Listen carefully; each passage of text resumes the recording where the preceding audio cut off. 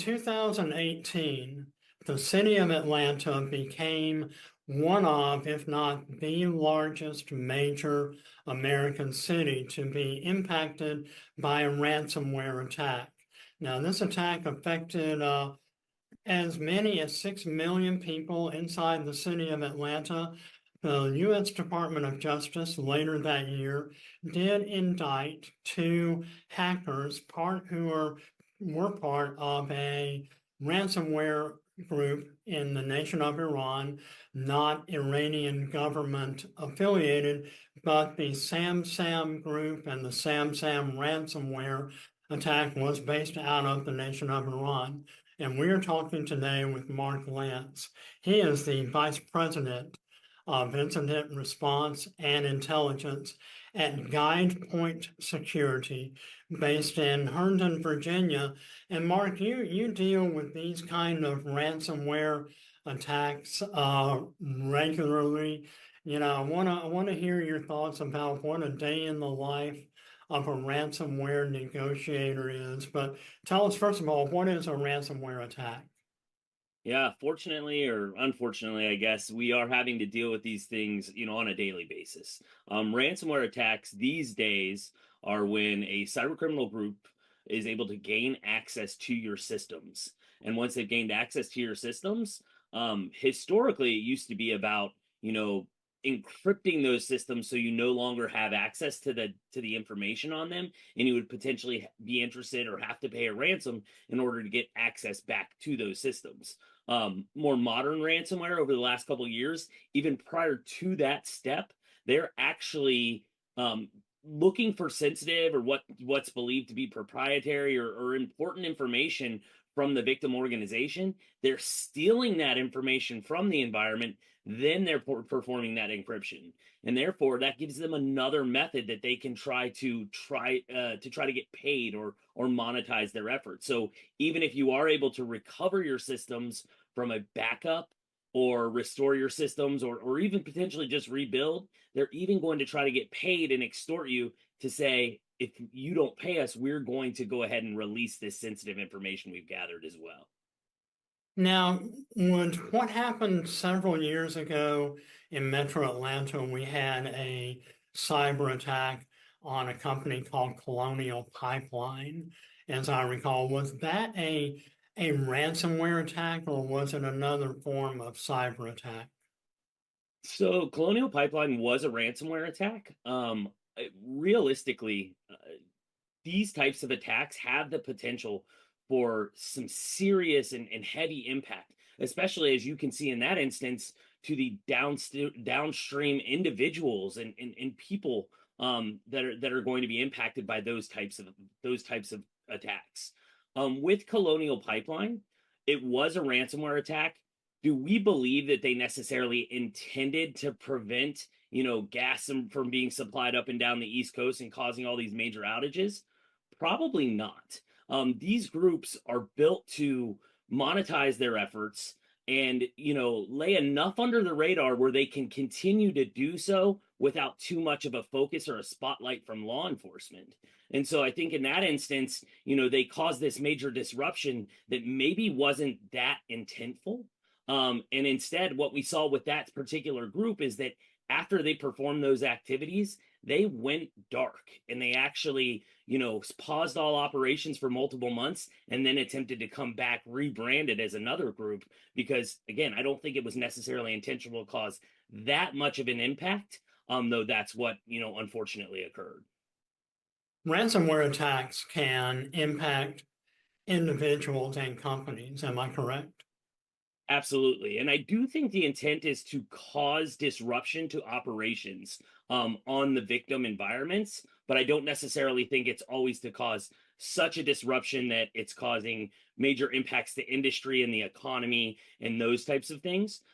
So instead, I think it's more the intent of causing specific disruption to the target organization to an extent that they can try to get a ransom payment from them. But yes, you're absolutely correct. We see where, there are certain cyber criminals that are more like organized crime syndicates that are targeting organizations But then we also see where there are these individuals who are targeting, consumers and individuals on a smaller scale versus trying to get those large profits. GuildPoint Security, as I mentioned at the top, is headquartered in Virginia, and you are a ransomware negotiator. How does Mark Lance get into a negotiation with a ransomware cyber criminal? How are you contacted? How do you communicate? Do you simply reach out to whoever the ransomware attacker is and say, "Hi, I'm Mark Lance. I'm negotiating a Bitcoin transfer"? I mean, we don't. How do these transactions and negotiations take place? So our team is responsible for helping clients not only with the negotiations, but also with the overall incident response methodology. What should you be doing once you are impacted by ransomware? We're also the team that can assist with a forensics investigation to figure out how they got into the environment. Once they got into the environment, what did they touch? What did they access? What did they steal from the environment? So that, we can work with the client. And in a lot of circumstances, external counsel and lawyers so they can make a determination on what your disclosure requirements are. Now, how are we initially engaged? In most circumstances, it is a ransom note that starts showing up on the systems that are impacted within a victim organization. So, on their servers, on workstations, it might be that you're trying to access certain files, and all of a sudden there's this note that pops up on your screen. And within that note, it's actually going to say, "Hey, you've been impacted by ransomware. We've stolen information from your environment. Don't touch these files." In order to get in touch with us to discuss next steps, download a Tor browser, which is a certain browser that allows you to access the dark web, and go to this specific dark web site. Once you go to that site, that's where you can initiate the communications with the cyber criminals. That's where we step in. We act on the client's behalf, saying that we work for that organization. And the first thing that we're doing with clients is we're trying to understand what their strategy is. What are they trying to get out of these communications and these negotiations? Is it strictly to delay? Do they want to try to gain as much information as possible? Is there potential necessity or interest to make a ransom payment? And honestly, they might not even know at that point in time. So what we're doing is we're establishing what they can expect over the next couple hours, next couple days, and next couple weeks. And then we're acting on their behalf, letting them know how things are going to progress. And then based on what we work with them on as the strategy, we're initiating those communications with the cyber criminals.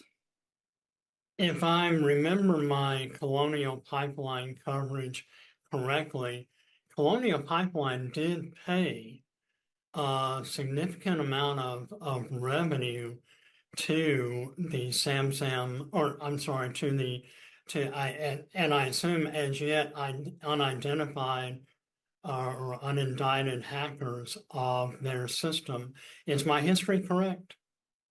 I'm not certain on whether they made the payment or not. I do know it was a group called DarkSide that was actually responsible for the activities, which again, after performing those ransomware operations, they went quiet and came back and rebranded it as Black Matter. I'm not certain if it was ever fully disclosed whether they made a payment or not.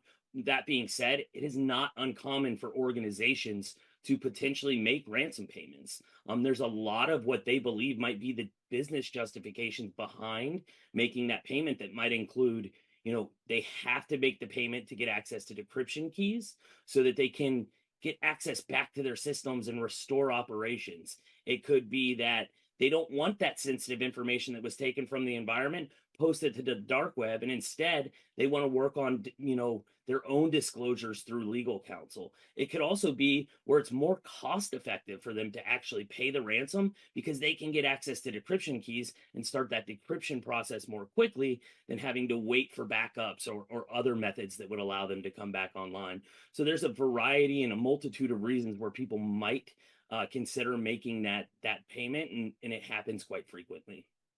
So in some cases, it sounds like what you're saying, companies may decide that it's in their own best interest just to go ahead, pay the ransom, get the data back, and then pursue it through their own measures. Am I hearing you correctly? Absolutely. What we do is we educate clients on what to expect.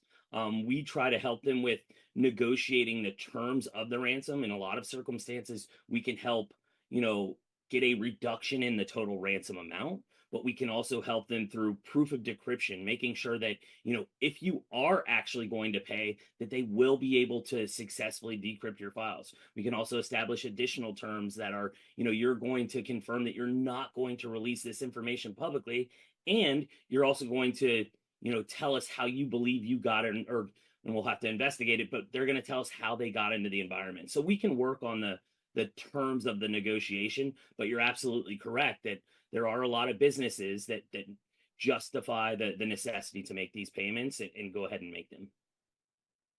When GuildPoint Security is called in to a ransomware situation, what's there has to be some sort of a psychological impact on a company, its leadership, when they realize that they have been, victimized by someone on the dark web trying to extort revenue or disrupt their services.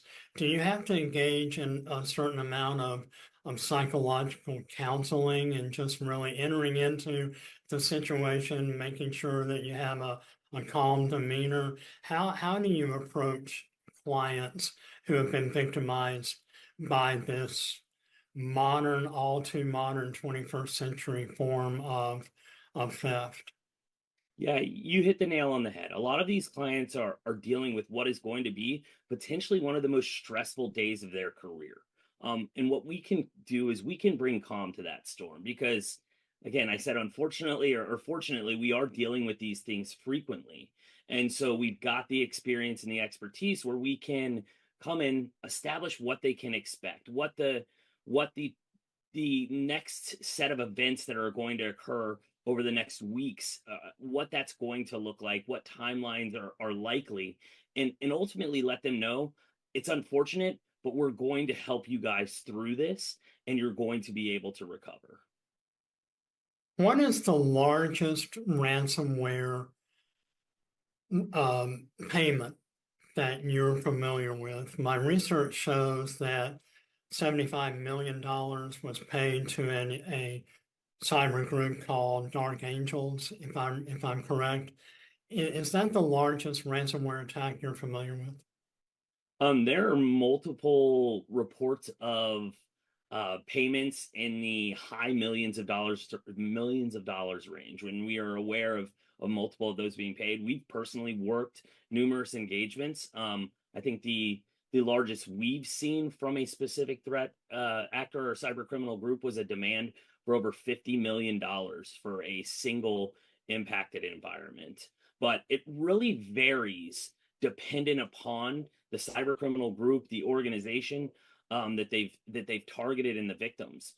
We do know that these cyber criminal groups, they are organized crime groups that have access to financial analysts, people who are doing development and QA. They're evaluating what information has been stolen, and then they're making a determination on what that ransom amount should be. And so we do see some organizations who they believe they've got a lot of very valuable information, and because the name of the target or the victim, they are, demanding high ransom amounts. But then you've got smaller groups who are more about volume and lower ransom demands that are in the hundreds of thousands of dollars range versus trying to get those large ransom amounts. We are wrapping up our conversation with Mark Lance. He is with GuildPoint Security in Herndon, Virginia. We're talking ransomware, 21st century cyber crimes. What are some things that individuals and companies can do to protect themselves against ransomware attacks? We're all familiar with Norton antivirus programs. Companies like Atlanta News First and major media organizations, healthcare, government agencies all have malware protection programs on their computers.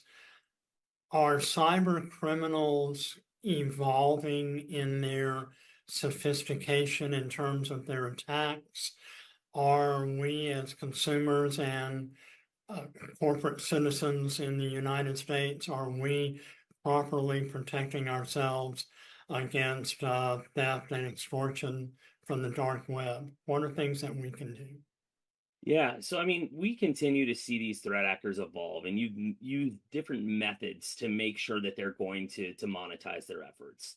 The initially where it was about operational impacts and customers got smart and started taking backups and ensuring they could recover systems quickly, that's when they started performing the theft of data and the sensitive information to use as another lever that they can pull to try to get paid. We've even seen where some have a third method where if neither of those work, they claim that they're going to perform a denial of service against the target or the victim organization to so that they can't operate their business. So we see where they continue to evolve.